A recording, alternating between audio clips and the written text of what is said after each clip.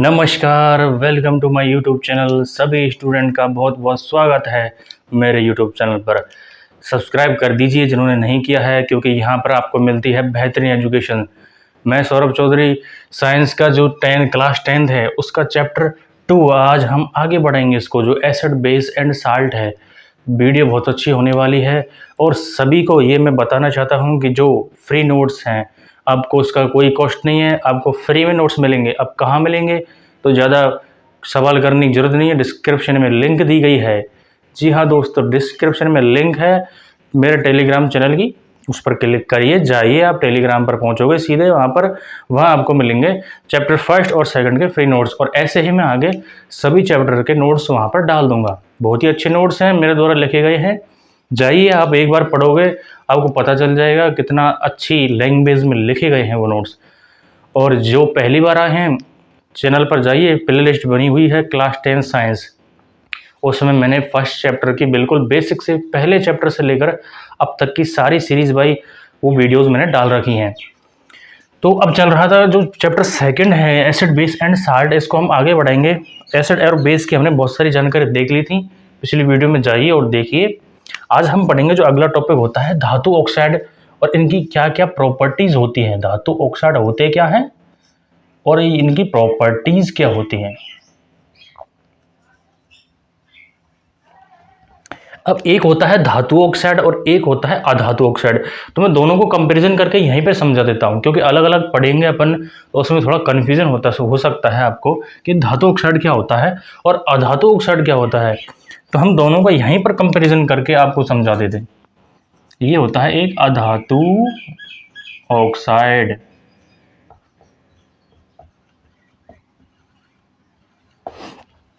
समझिए दोनों को, बिल्कुल बेसिक से बहुत ही अच्छे तरीके से मैं आपको समझाऊंगा। आपको कहीं पर घूमने की जरूरत नहीं है, यहाँ मैं आपको एक बार ऐसा समझा दूंगा, दो बार आपको समझने की जरूरत नहीं पड़ेगी। तो धातु ऑक्साइड क्या होता है और अधातु ऑक्साइड क्या होते हैं, दोनों में फर्क समझिएगा। अब धातु का मतलब होता है कोई भी मेटल, कोई धातु, और अधातु जो अधातु होती हैं वो सारे। अब ऑक्साइड का मतलब क्या होता है, ऑक्सीजन। अगर धातु किसी वायुमंडलीय ऑक्सीजन कहाँ पर अवेलेबल होती है, हमारे वायुमंडल में ऑक्सीजन होती है। कोई भी धातु है एक्स धातु, जैसे मैंने आपको कार्बोनेट और अम्ल की जो क्रिया करवाई थी, सोडियम कार्बोनेट की अम्ल के साथ क्रिया, उसी प्रकार से मैं आपको यहाँ पर समझाऊंगा। माना कोई एक्स धातु है, बहुत सारी धातुएं हैं, अब हमने कोई एक्स धातु ली, अब ये रिएक्ट किससे करेगी, ऑक्सीजन से, तो क्या बनाएगी, धातु ऑक्साइड। इसे हम बोलते हैं धातु ऑक्साइड। आया समझ में। अब कोई बाई, यहाँ पर हम इसको देखते हैं। अब ये कोई अधातु ली हमने, जिसे हम बोलते हैं बाई, और ऑक्साइड का मतलब ऑक्सीजन रिएक्ट करेगी, कोई अधातु ऑक्सीजन से रिएक्ट करके क्या बनाएगी, अधातु ऑक्साइड XO2। तो ये XO2 क्या कहलाएगा, अधातु ऑक्साइड, मतलब उस अधातु का ऑक्साइड बन गया। इसे हम बेसिकली कहते हैं दहन करना, जलाना, बर्न करना। कोई धातु है, अगर उसको जलाएंगे तो क्या बनेगा, उसका ऑक्साइड बनेगा, तो उसे हम बोलते हैं धातु ऑक्साइड। अगर कोई अधातु है, उसको जलाएंगे तो उसका जो ऑक्साइड बनेगा उसे हम बोलते हैं अधातु ऑक्साइड। अब हम इनको एग्जाम्पल से देखते हैं दोनों को, दोनों में डिफरेंस एक बार में समझ में आ जाएगा, दोनों की प्रॉपर्टी समझ में आ जाएंगी कि ये क्षार होते हैं या अम्ल होते हैं, दोनों समझिए। अब धातु ले लो, कोई भी मैग्नीशियम ले लेते हैं सबसे पहले हम, 2Mg प्लस, किससे रिएक्ट करेंगे, ऑक्सीजन से, क्योंकि ऑक्साइड है, दहन करवा रहे हैं किसी धातु का, तो क्या बनेगा, मैग्नीशियम ऑक्साइड 2MgO। तो ये क्या हो गया, ये हो गया हमारा क्या, धातु ऑक्साइड। ये मैग्नीशियम क्या है, ये मैग्नीशियम है धातु, और ये क्या है, ये है ऑक्साइड। तो ये क्या कहलाएगी, इसे हम बोलेंगे धातु ऑक्साइड। अगला एग्जांपल ले लो, calcium 2Ca plus O2 is equal to 2CaO। ये क्या बन गया, ये धातु का ऑक्साइड बन गया। कॉपर ले लेते हैं अपन, 2Cu plus O2 is equal to 2CuO। आई बात समझ में। एल्यूमिनियम ले लो, चलो एल्यूमिनियम के तार को जला लो अपन, 4 aluminium Al plus O2 is equal to, aluminium के तार को हम जलाएंगे तो क्या बनेगा, Al2O3, aluminium oxide 2Al2 O3। तो यहाँ तक आया समझ में। हमने बहुत सारी धातुएं ली, जैसे मैग्नीशियम को जलाया, क्या बना? Magnesium oxide. कैल्शियम को जलाया तो क्या बना? Calcium oxide. ये बनेगा कॉपर ऑक्साइड और ये बनेगा एल्यूमिनियम ऑक्साइड।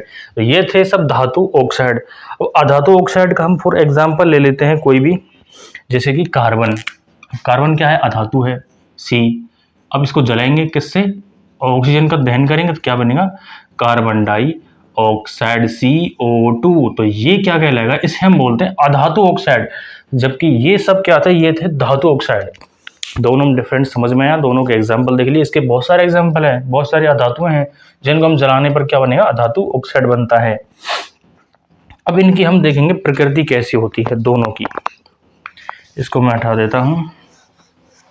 अब ये धातु ऑक्साइड अम्ल होते हैं या क्षार, या फिर अधातु ऑक्साइड अम्ल होते हैं या क्षार।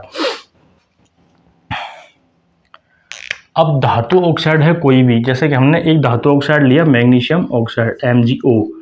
अब इसकी हम किसी अम्ल के साथ क्रिया करेंगे, फॉर एग्जांपल हाइड्रोक्लोरिक एसिड से हम इसकी रिएक्ट करवा देते हैं तो क्या बनेगा? अब इससे इसकी प्रकृति, इसका नेचर पूरा क्लियर हो जाएगा। अब मैग्नीशियम ऑक्साइड की रिएक्ट किससे कराया? 2HCl से, तो क्या बनेगा? मैग्नीशियम क्लोराइड प्लस में क्या निकलेगा? जल H2O।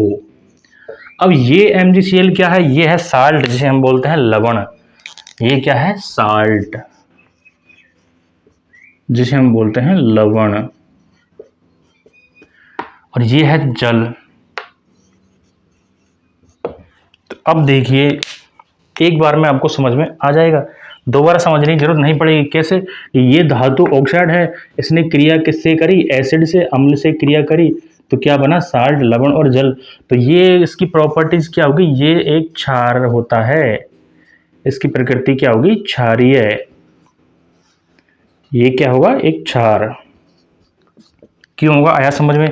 क्योंकि धातु ऑक्साइड ने अम्ल से क्रिया करके क्या बनाया? लवण और जल बनाया। तो इसलिए इसकी प्रकृति क्या होगी? क्षारीय। और ये लिटमस पर क्या प्रभाव करेगा? ये लाल को नीला करेगा। जो क्षार होते हैं वो क्या करते हैं? लाल लिटमस को नीला कर देते हैं। तो इसका नेचर किस प्रकार का होगा? इसका नेचर हो जाएगा क्षारीय प्रकृति का। तो इससे हम कह सकते हैं कि जो धातु ऑक्साइड होते हैं ये किस प्रकृति के होते हैं? ये होते हैं क्षारीय प्रकृति के होते हैं। अब हम देखते हैं अगला, जो अधातु ऑक्साइड होता है इनकी प्रकृति कैसी होती है। अब फॉर एग्जाम्पल कोई हम लेते हैं अधातु ऑक्साइड कार्बन डाइऑक्साइड, जैसे कि हमने इसको उठा लो, कार्बन डाइऑक्साइड। अब इसकी रिएक्ट किससे करानी? किसी क्षार से, जैसे कि कैल्शियम हाइड्रोक्साइड CaOH का होल ट्वाइस। ये है अधातु ऑक्साइड, ये है कोई क्षार। अब क्या बनेगा? कैल्शियम कार्बोनेट CaCO3 प्लस में क्या निकलेगा? जल निकलेगा। आया समझ में? अधातु ऑक्साइड लिया हमने कोई सा, एक अधातु ऑक्साइड ले लिया कार्बन डाइऑक्साइड, इसके रिएक्ट करवा दी किससे? क्षार से। तो क्या बना? ये बना लवण, कैल्शियम कार्बोनेट, और ये हो गया जल। तो इसकी प्रकृति क्या होगी? इसकी प्रकृति होगी अम्लीय। और ये नीले लिटमस को लाल में कन्वर्ट कर देगा। तो दोनों की प्रकृति समझ में आई। अधातु ऑक्साइड होते हैं अम्लीय, जबकि धातु ऑक्साइड क्या होता है? क्षारीय होते हैं। इनकी प्रकृति कैसी होती है? क्षारीय। और ये अधातु ऑक्साइड अम्लीय प्रकृति होती है, अम्लीय प्रकृति के होते हैं। तो इसी टॉपिक के हिसाब से हम बहुत सारे क्वेश्चंस को हल कर सकते हैं, जैसे कि पीतल या तांबे के बर्तनों में हमें खट्टे पदार्थों को क्यों नहीं रखना चाहिए। तो ये जो पीतल और तांबा क्या है? ये है धातुएं। अगर अम्ल से क्रिया करेंगी तो कोई विषैला पदार्थ बना सकती हैं, जिससे हमें बहुत हानिकारक इफेक्ट पड़ सकते हैं। तो ये था आज का हमारा टॉपिक, धातु ऑक्साइड और अधातु ऑक्साइड। अगली वीडियो में मिलते हैं अगले टॉपिक के साथ।